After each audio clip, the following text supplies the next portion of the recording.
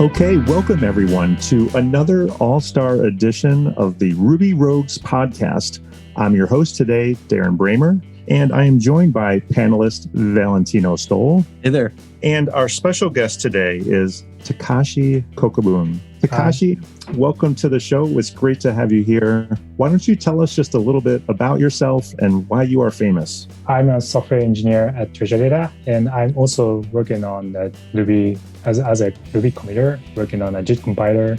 I've also maintained some template engines like Haml, ERB, and my own Hamlet, which is a faster version of Haml. And so far, in the last 3 years, I've been mostly working on the JIT compiler optimization. So I think if you join the Ruby conferences, you may hear about me in the JIT compiler related talks. So yeah, that's what I'm doing these days. Awesome. Great. Did you work your tail off to get that senior developer gig just to realize that senior dev doesn't actually mean dream job? I've been there too. My first senior developer job was at a place where all of our triumphs were the bosses and all the failures were ours. The second one was a great place to continue to learn and grow, only for it to go under due to poor management. And now I get job offers from great places to work all the time. Not only that, but the last job interview I actually sat in was a discussion about how much my podcast had helped the people interviewing me. If you're looking for a way to get into your dream job, then join our Dev Heroes Accelerator. Not only will we help you get the kind of exposure that makes you attractive to your dream employer, but you'll be able to ask them for top dollar as well. Check it out at devheroesaccelerator.com. So tell us a little bit about your work on the JIT compiler. I know you've done, obviously, a lot of work in the performance area there, and you've got a very interesting article on Medium about whether it's actually faster or not for Rails. So tell us a little bit about that. So we started to introduce the JIT compiler to C Ruby from 2.6.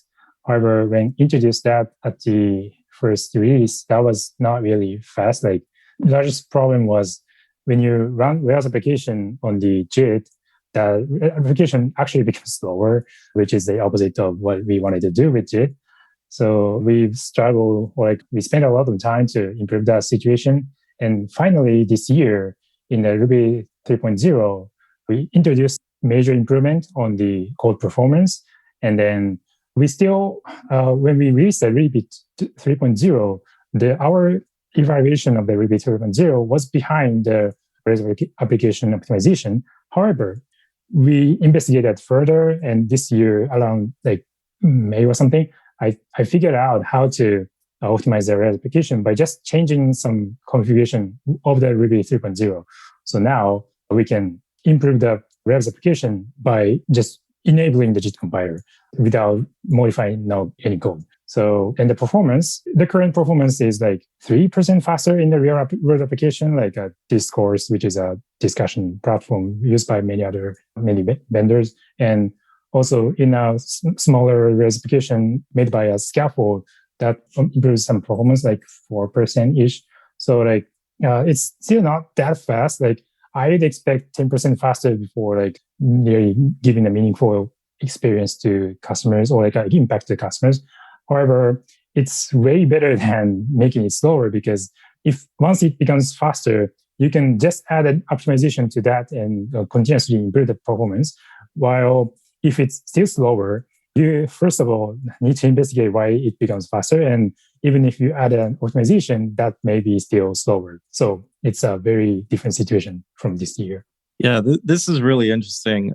Before we dive into kind of the how you did that and maybe some of the issues that you're still facing, which you outlined perfectly in your article, if we could just recap quickly on JIT itself, because I know many years ago, I was at a Ruby Kaigi where Evan Phoenix gave the closing keynote, kind of introducing, hey, we need a JIT in mRuby. And it was kind of great as he broke it down into the different pieces that are kind of needed or available to us already for JIT. And a lot has changed since then, obviously. And a lot of the work you've done has already solved a lot of what he outlined. But if you could just kind of outline some of the different pieces that are involved in making the JIT and the kind of the categories that you focused on to help make this happen. Okay. So first of all, JIT compiler is an abbreviation of a just-in-time compiler. So what it does is when you run a Ruby application, the JIT is supposed to optimize the Ruby application on the fly while executing the same target optimization. So usually when you run the Ruby program, the internal compiler of the interpreter optimizes the code beforehand.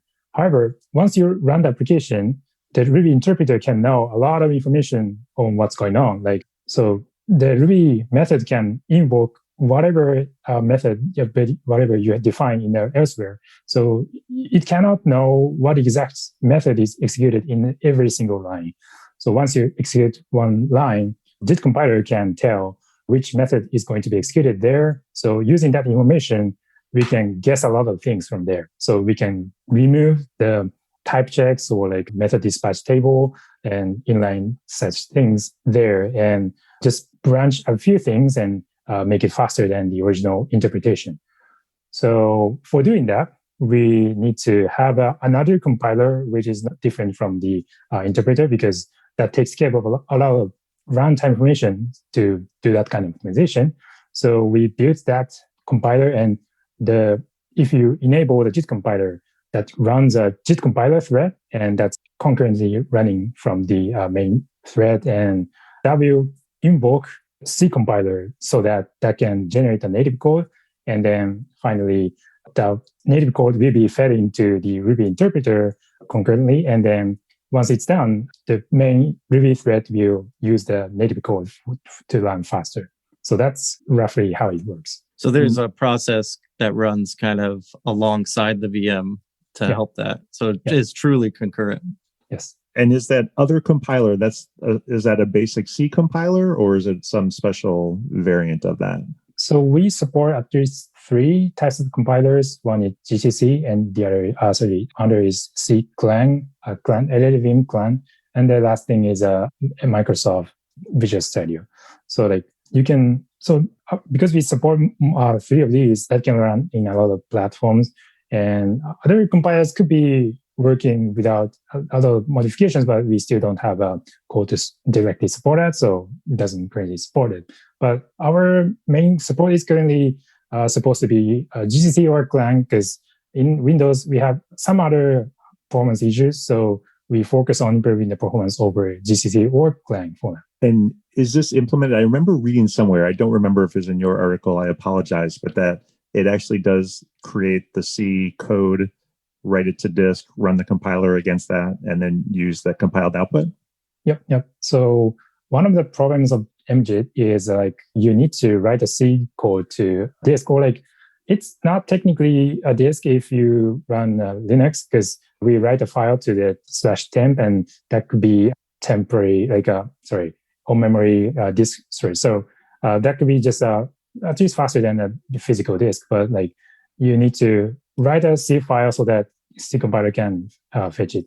Unfortunately, there's no option to pipe the C code to the GCC and spawn the process and fed into that directly. So we need to write a file, but once the compilation is done, we just delete the file. So the garbage files will not be left there for a long time. Yeah, all of this is fascinating to me, I have to admit, because I often think I have a computer science degree, and I've been an engineer my entire career, sometimes more of a manager than a hands-on, and I often think it sometimes feels I rarely get to actually use computer science skills and ideas and concepts in my daily work. I certainly did when I worked at Amazon Web Services in terms of scaling and things like that. And then oftentimes it comes up in, oddly enough, just like doing like graphical applications, and maybe that's just more math, calculating XY coordinates and things like that, where to draw things on the screen. But what you're doing is actually using all of the computer science concepts. So to me, it's fascinating. One thing you had mentioned at the beginning, that you were able to do some of this just through configuration changes when you were doing the MJIT compiler and not through code. So what type of configuration changes did you have to make? So in the future, we plan to make it a default configuration. However, currently, we do not enable JIT compiler by default. So you need to pass --JIT to the Ruby command so that the JIT compiler thread will be enabled or like executed in your Ruby program. And the other way, when you need to execute another command instead of like a Ruby command, you can also use a Ruby opt environment variable to pass the --JIT option. Also, as explained in the article, maybe that will be linked in the podcast later, we need to increase the number of methods you need to cache for optimizing the REST application, because the default configuration of the --JIT max cache is currently 100, but we found that 100 is too low, and we need to increase that to 10,000-ish. So like if you want to use a Ruby 3.0, you probably want to, for example, if you are using a REST application, you probably want to pass a Ruby opt environment variable and use the --JIT max cache 10,000. And yeah, that would be, I guess, enough for as a default configuration. And you probably want to enable warning to debug that. So like --JIT warning could be also helpful, but that's it for the configuration. And I saw too here, based on the benchmarks, that there's some warm-up costs to that. Is that ultimately what that's doing, kind of like the JVM, where they cache a lot of things up front? Yeah, it's a very similar thing, although it's I think could be much slower in MJ because of the comparison time. So when the JVM starts, it's also does the similar thing, like compiles a lot of native method. However, it's, I think, much faster than running a C compiler. So like if you run a JVM and passes the instrumentation option, that will print a lot of methods very quickly. However, MJIT is like just using a C compiler, so it is as slow as C compiler compiling just one object file. So when you start MJIT, that will produce one C code for every single method, and like in my machine, that will take like 200 milliseconds at least for each method. So if you want to compile 10,000 methods, that will mean 10,000 multiplies 200 milliseconds. So that's a little bit much slower. So yeah, that will be actually the warm-up time, because when the C compiler is running, that will consume some CPU resources from your machine. So that will mean that also impacts the Ruby performance while the JIT is still not done.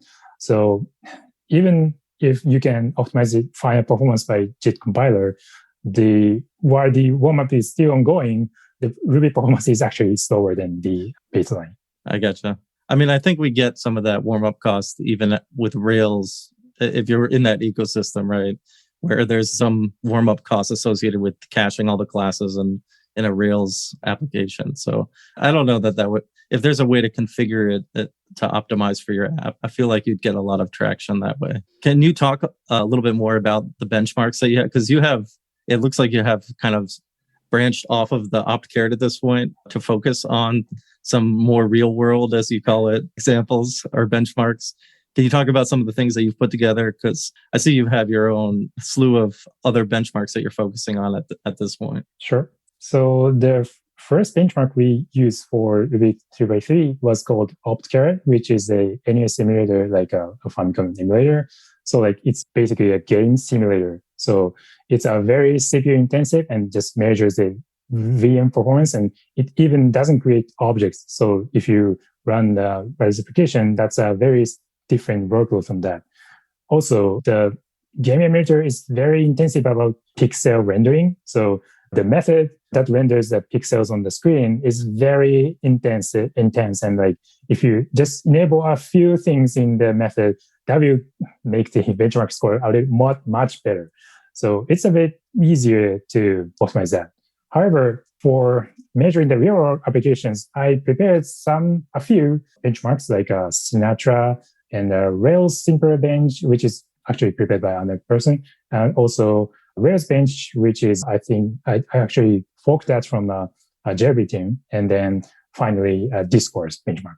I will explain that one by one. So the Sinatra benchmark was motivated by one blog post that said, MJIT makes Sinatra slower, and the application was just returning a single string literal from the Sinatra app. So it's very simple. It's like just almost benchmarking the routing of the Sinatra, so under rack middleware. So it's very simple, but it's still prior Ruby versions could not enable they optimize the Sinatra application. So the benchmark is just one Sinatra returning a single string object.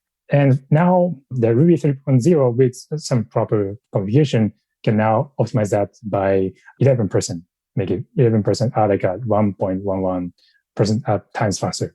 And then another thing, Rails simpler bench is something similar to this Snagger benchmark because the default endpoint used for this benchmark is returning a single string literal or like an object from the Rails. So like it's measuring again the rack middleware and the Rails routing. And now this is 4% faster by the Ruby 3.0 with proper configuration. The last two things, one is a Rails bench. Rails bench is just an application that is created by Rails, G, scaffold, and then just specifying a few fields for the model.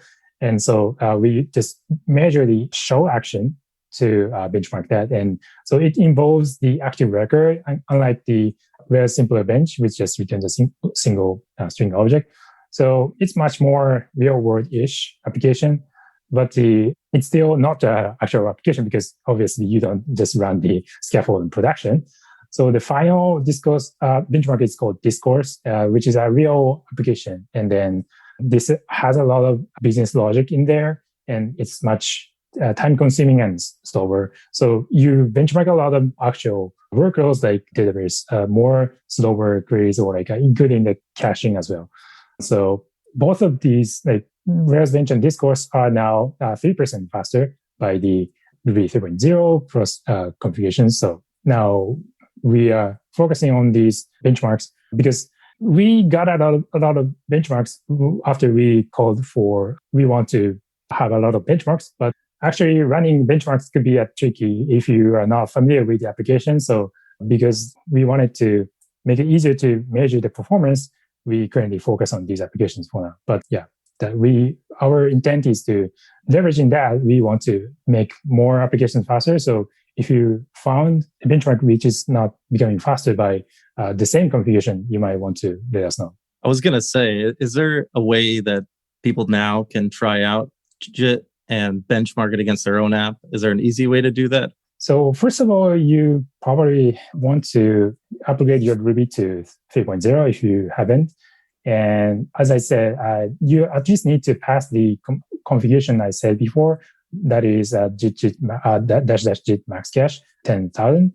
And even if you do that, you also need to wait until the warm-up is done so that you can properly measure the difference between the JIT and interpreter, because it's currently intentional that during the warm-up, it becomes slower. So even if you found it slower, it may not be necessarily about the actual performance of the JIT. So to easily see the warm-up is done, there's an option called --JIT verbals equals 1. If you specify that will print as the method is compiled. So if the log of the JIT compilation stops, that will mean all compilation is done. Another caveat is, I think that this is what I wanted to talk later, but this is there's a problem that Ruby 3.0 JIT is not compatible with tracepoint at all. And since Rails 6, there's a autoloader called Zywork. So if you enable the Zywork, that will use a tracepoint even if it's in production. So in some cases, so if the tracepoint is used, you may see the output that says JIT compiler doesn't compile anything anymore, but that will not mean that JIT warm-up is done because the tracepoint is enabled. I'm going to make it easier to understand, but in Ruby 3.0, you need to make sure your application doesn't use tracepoint, and that will be improved in 3.1, but for now, it's that it is. So I have, I think, probably not a dumb question, but hopefully a semi-intelligent question, which is, and I think you talk about this in your article, why not just compile everything? Like why? I think there's some intelligence and heuristics, being used in kind of the quote normal operation or usage of this, but is there an advantage, or did you look at just compile all the code? So it turns out we actually want to compile everything. We used to compile only a few methods, 100, but now what the article actually said is we actually need to compile everything to get full performance.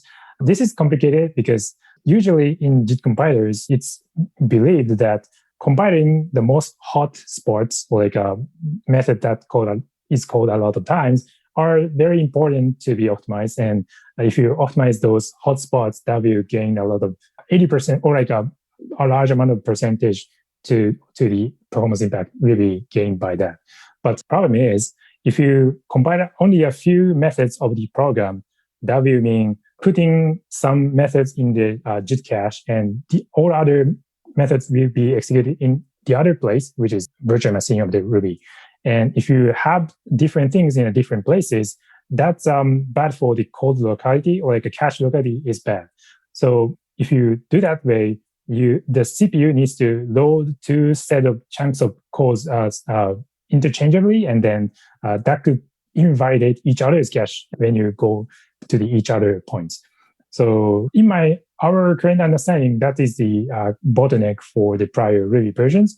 So to avoid that problem, our current solution has been to just compile everything to put that in the JIT cache, and so you don't need to go back to the Ruby virtual machine cache. So yeah, actually we want to compile everything, but the problem is if you want to compile everything at the beginning, that will take a lot of time, and also we may not be ready for optimizing everything. Like, to gain the full performance, you need to execute every single branch and every single pattern of the code to profile the type of information in the runtime application. So it's sometimes actually faster to slowly compile things so that you will get a lot more information for methods that are not called a lot.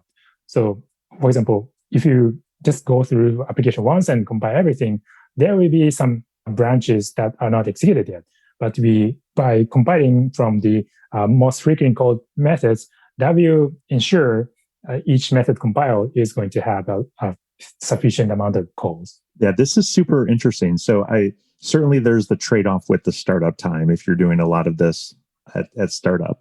But you also mentioned that you're using some of the runtime profile information to help guide the optimization. So I'm fascinated by this. So could you give us an example of what type of information from the runtime profile would help provide a better solution? So the most important runtime information is method cache, because method dispatch of Ruby is so complicated that it's making the Ruby program very slow if there's no optimization for that. However, Ruby interpreter itself has the optimization for that called inline method cache. So every line has a reference to the actual method entry, so that you don't need to traverse the class hierarchy to find an actual method entry. So if the cache key is matched, you can just go to the cache entry and run that.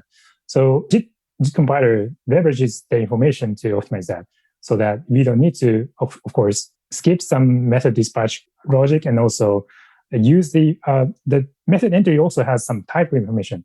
So if you see the method cache entry, you can see what class is used for that. And so if, for example, if there are multiple method calls that use the same class, you can skip some of the class check when the self is the same as the other call.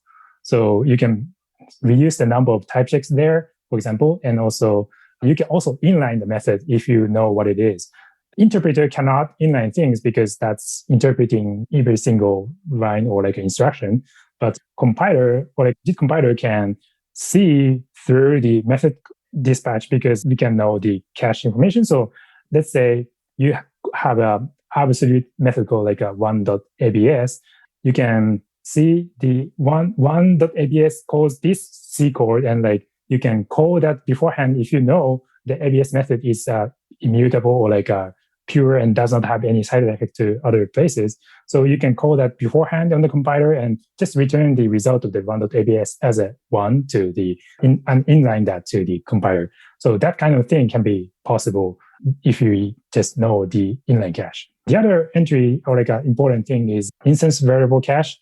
So instance variable is also very complicated in Ruby because you can add as many instance variables as possible after just defining the class. So that can grow infinitely.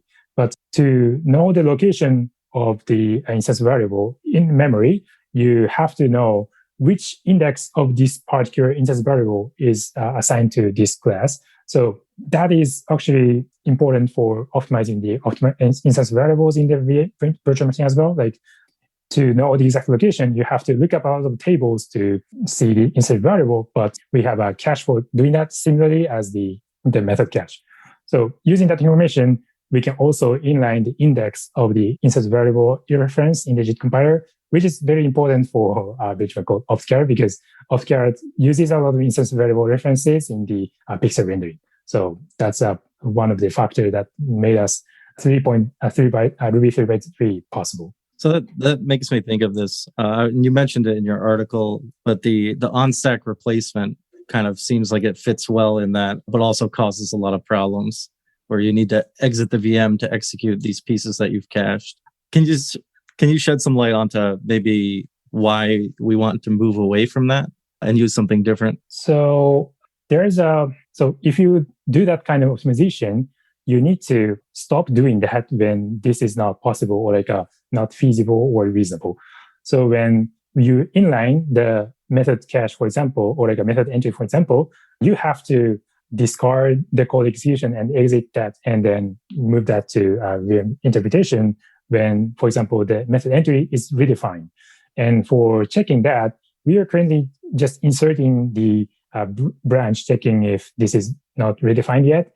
And so that will incur some checking, like a branching cost to the runtime performance. However, in other sophisticated JIT compilers like JVM's C2 compiler, that inserts another more faster check, like a read instruction that checks memory on some location of memory. And when we want to invalidate that, we can protect the memory location so that will trigger this segmentation fault by the read instrument instruction. By doing so, we can invoke the signal 100 there, and then signal 100 can take care of that to roll back the JIT interpretation to virtual machine execution. That will be a lot faster than branching or like checking something and branching, inserting the branching instruction. So we may want to do that, but the problem is, of course, we have already signal 100 for the reinterpreter. And the larger problem is we cannot know how to convert the JIT or like a fallback the JIT execution to the VM interpretation, because the native code is generated by C compiler and we don't know much information about what code we are generating. So to fallback for example, so to know how we can fallback the JIT execution to VM interpretation, we need to know which value is stored in which register or stack, but that's something C compiler will take out. So for implementing that, we may need to generate instruction by ourselves, like JVM or under project called YJIT by Shopify. Hey folks, if you love this podcast and would like to support the show, or if you wish you could listen without the sponsorship messages, then you're in luck.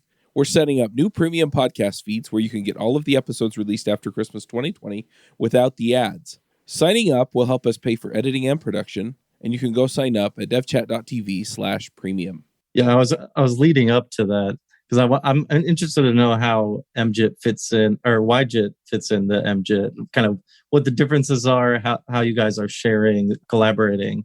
If you want to shed some light on, I'd love to hear kind of what is in the works there. Sure. So first of all, YJIT is a project by Shopify. So Shop has a lot of Ruby full-time OSS contributors, and I think at least 3 people are currently working on the YJIT project, which is under a JIT compiler for CRB, which is still in early stages, as they say, and it's not in other part of the C Ruby interpreter for now.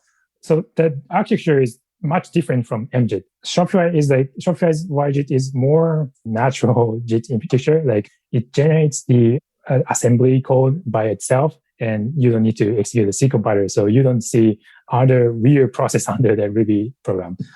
But the problem is you need to support every single architecture by yourself. So it's currently supporting the x86, and it's sometimes not possible to run some code in other platform. So of course, we need to spend more time to support more craft, make it portable.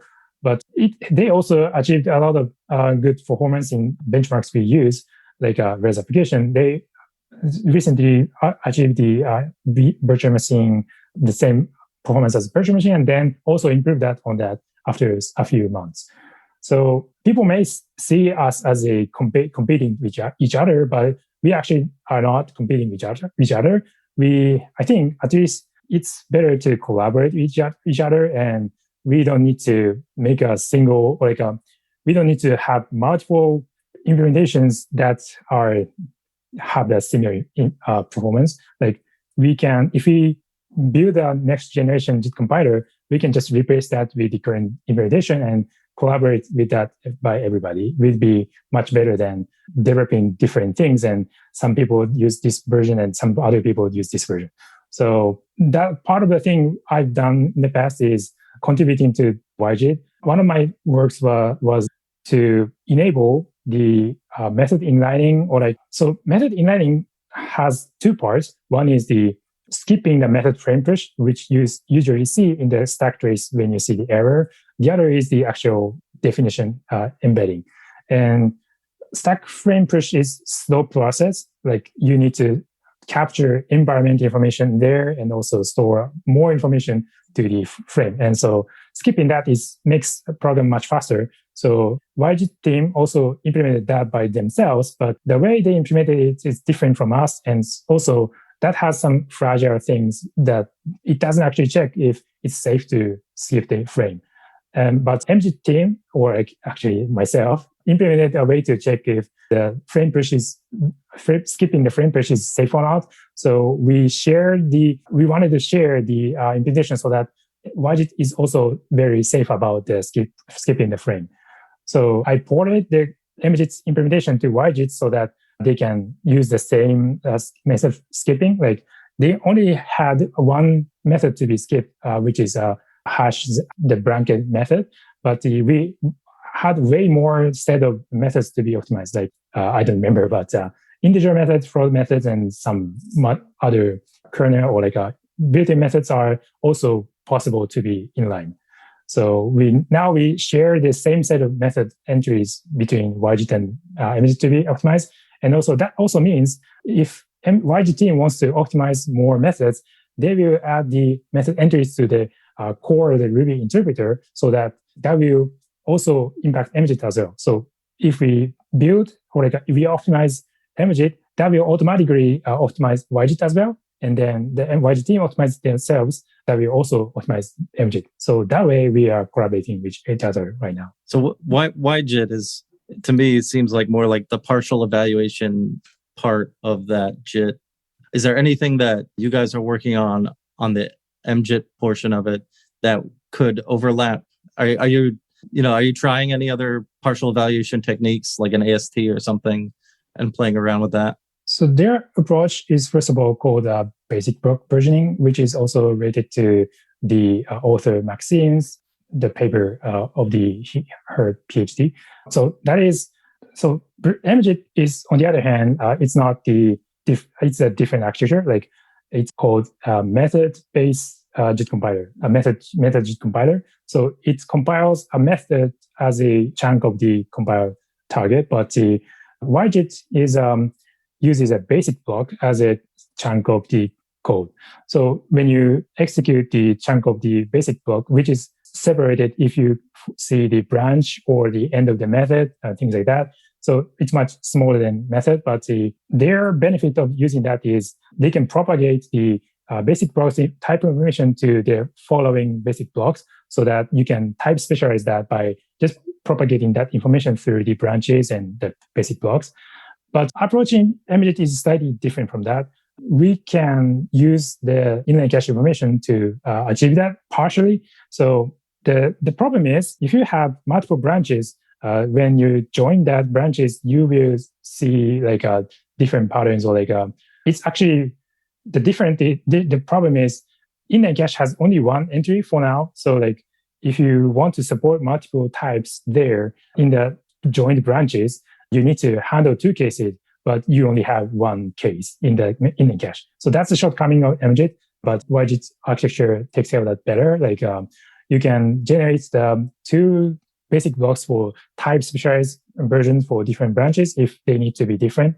So that's how they differ. But in MJIT, I think we could add some layer that profiles more information instead of just relying on the what virtual machine generates. Like in JVM, there's a technique called tiered comparison that compiles the native code to just profile the information and then replace that with the most optimized code. So by doing so, we can track more information by MJIT, and then you can also use that kind of thing to generate the code as fast as YJIT. However, because the architecture is much different, I think we cannot share that part with this for now. So we are thinking about doing that kind of thing, but this part is not shareable for the part you mentioned. But we also have something we are planning to share, which is supporting more method inlining for the technique which I mentioned before. That is so currently we can skip method frame push only for methods that are very basic and that satisfies some guarantee. Like the method you skip frame push need to satisfy one condition, which is that doesn't execute any random method, and also that doesn't throw anything, because raising exception also triggers the method randomly. So that means it's very difficult, because let's say your method has an argument.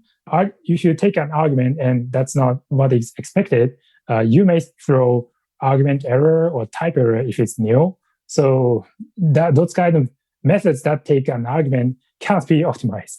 So we want to optimize that kind of thing as well, of course. Also, if a method may generate object, that may also raise a no memory error. So that's also something we cannot optimize for now. So obviously, there are a lot of methods that generate Ruby objects. So we want to optimize that as well. So the way we plan to support that is to lazily push a frame when it's needed. Like when we execute the C-based method call, that will be pushed to the native stack, which is not the part of the Ruby implementation. But when we see the native stack, we can see what we generated is on stack, and so we can know this method should be having a method frame if we target that as a method that is to be skipped on this Ruby's stack frame. So we can lazily push that to the Ruby's virtual machine stack, and by doing so, we can do the slow frame push only when it's needed, like when something is raised or like a random method is called. So by doing so, we can optimize more methods, and that's going to be shared between YJIT and MJ. So as I listen to you describe, Takashi, these really challenging and difficult problems that you had to solve and your colleagues, a couple of things come to mind. One is that there's definitely a reason that you're a JIT engineer and a Ruby committer, and a reason that I'm not, because these are insanely complex things. But another that comes to mind is how much, for the average listener who is not necessarily in the weeds, in the gory details at the level under the hood, but they're more of your application programmer, how much of this did they need to be aware of? How much did they need to be cognizant of? So certainly they can use the -- JIT option to enable this. It is an opt-in. Beyond that, how much does the average application programmer in Ruby need to be thinking about these things and thinking about the performance, versus knowing that there is the JIT compiler underneath all of this that's going to help them get some extra performance out of their application? So for me, the baseline is we want to optimize a Ruby program by the JIT compiler so that programmers don't need to think about it. Like if your program runs faster without thinking about that, that's awesome. You can spend more your time for other purposes.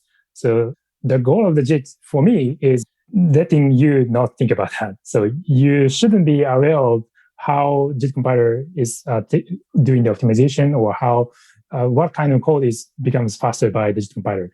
So our job is to make sure that whatever types of code becomes faster. And so you shouldn't need to think about which kind of code becomes faster by JIT compiler. So For example, let's say there's a check, like checking the string literal equals to something, and you are not putting dot freeze or like frozen string literal true in the pragma. That will make string object allocation. And so some advanced Ruby programmer may put either of these so that will not generate an object allocation. But JIT compiler can check if we need to allocate object there or not. So if we implement that kind of optimization, you can stop thinking about that. So you don't need to aware of that. Yeah. It would be really nice to see a list of things you can do now to get ready so that when this is released, and we could talk more about that in a second here, but once this is released, if we can adhere to this list of rules, our code could be much faster by just snapping in. Do we have any shared place where we can keep track of these things, like you just mentioned with frozen strings? Frozen strings, I have so in the past Ruby Kaigi, I shared the idea to do that, but it's still not in master yet, unfortunately. So I need to, first of all, merge that to master first. Okay. But there are some blockers for making it safe. Like we can implement that works for 99% of the cases, but making the 1% work is very difficult. So that's why it's not still there. But once it's there, I can probably create a wiki page on rubylang.org to share the current state of the MJIT optimizations, I think. Yeah, that would be really great. And I think could see a big uptick from using the newer JIT when it does come out. And it kind of does lead me to my next question is, when can we expect to get this great performance increase or JIT to be released? Is there a plan version number we can look for? That's a difficult question. I always work hard to make sure the next version is going to be the best. So of course, Ruby 3.1 is going to be faster, but to implement all the things I plan to implement currently, it's going to take, that's a difficult question. Hopefully, don't let Valentino push. He already assigned you a documentation task, and now he's asking you schedule questions. I feel like all of a sudden I'm in a work meeting now. No, you're all this hard work you're doing. You're making all of us average application developers like me look good. So we're thankful for all the stuff you're doing. So for MJIT, I think at least in 1 or 2 years, I should be able to implement all the things I plan to do. So like at least in 3.2, I think you should be able to see the best state of the MJIT, I think. However, there are a few other projects going on for series JIT, as you may know. One is YJIT, as I mentioned before, and the other is something called MIR, although I think they also call it MIL. So that is actually a different layer from the YJIT or possibly also MJIT.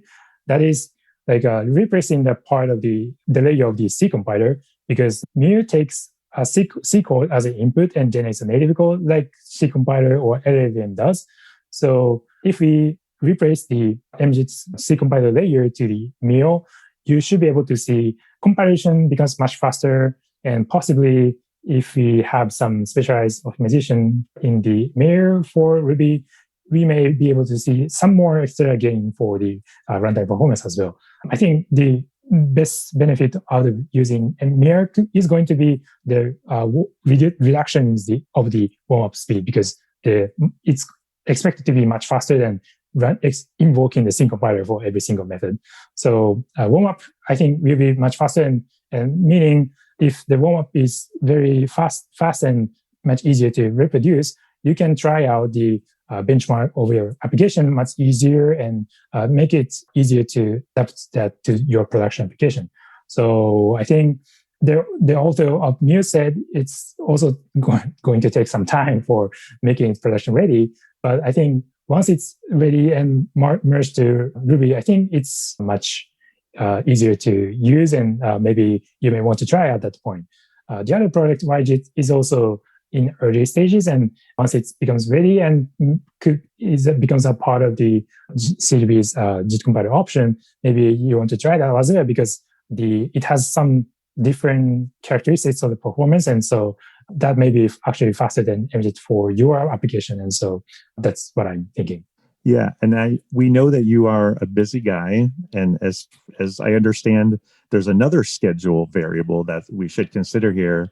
Takashi, I believe you had an addition to your family within the last year. Is that true? I Yeah. imagine that's also keeping you busy and possibly up during the night as well. Right. So last year in July, we had a baby, our first baby, and so we need to take care of the baby even in the holidays or at evenings, and so for sure, my time for developing OSS has been decreased since then. But because the child became 1 year old now, I think now it's a little bit easier than last year to take care of the child. So I at least have a stable amount of time allocated for my own works, besides the time taken for taking care of the baby when she's awake. So now I have some time for doing that, but I also have the time for working on the CS project. Like I'm also a CS master student, which is working on Alega, who is working on the online course for pursuing the CS degree. So I also work on that, but I plan to graduate from the university next year. So hopefully after that, I will have the full speed to develop OSS or whatever I want to do. Are you able to use any of this JIT work as part of your coursework?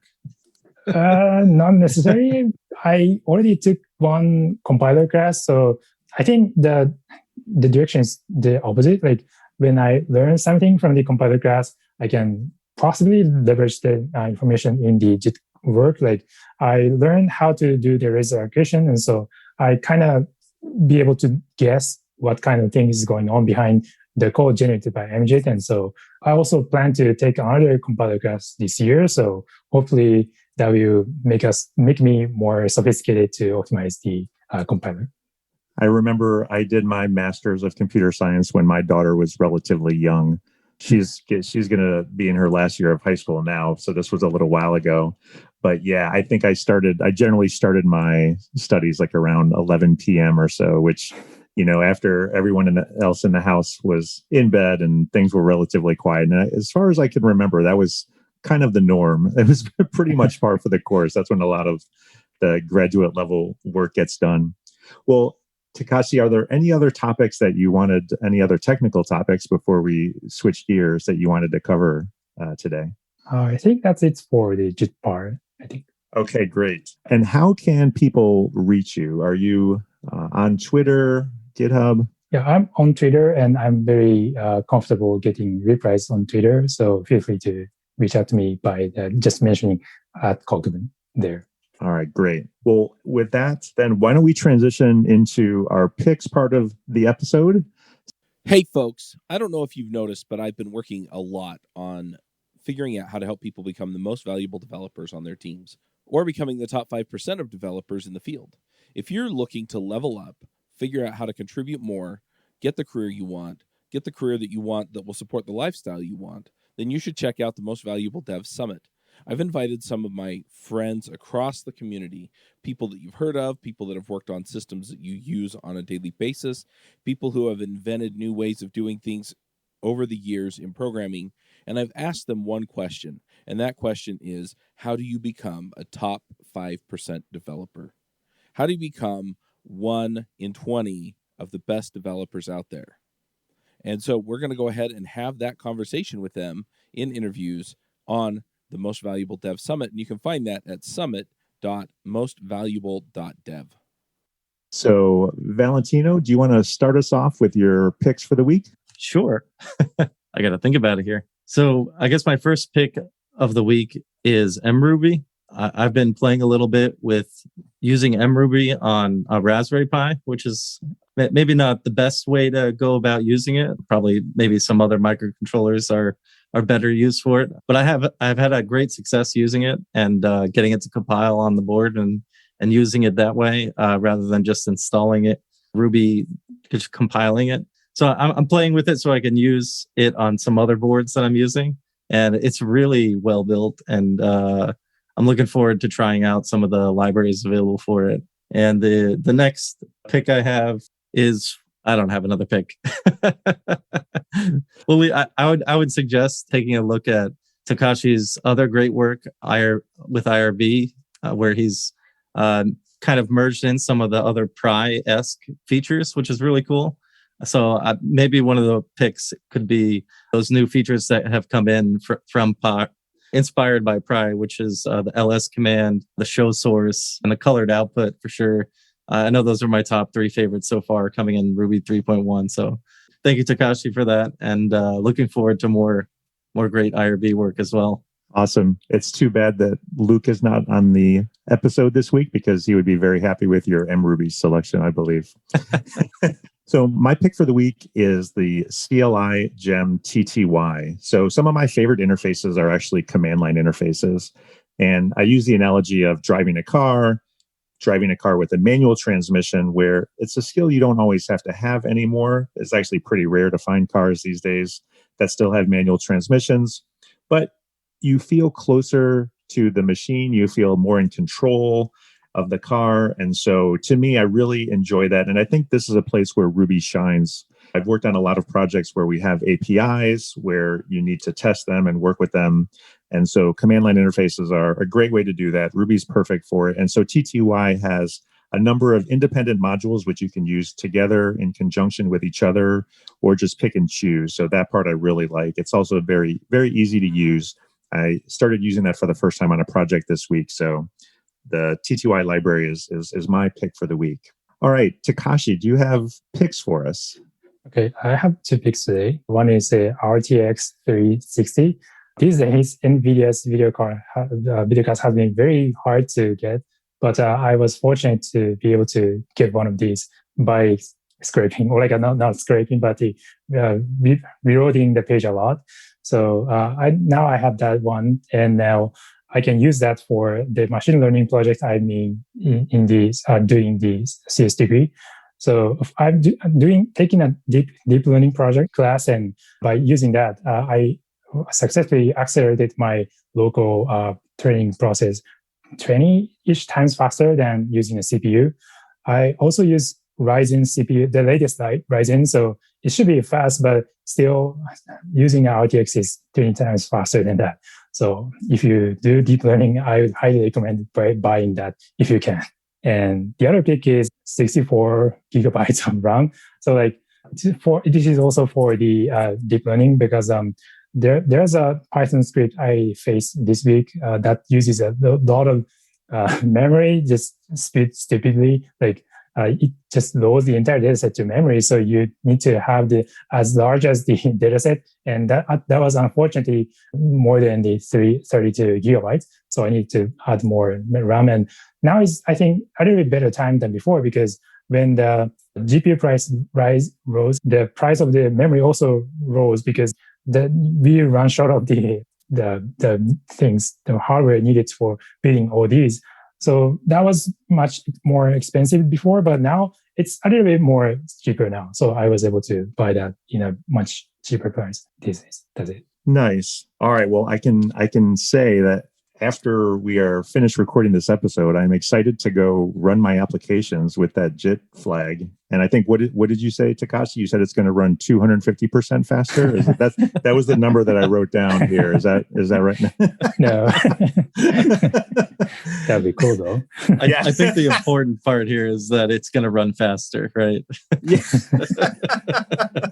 Well, if it can even make my code run faster, then it's doing amazing things.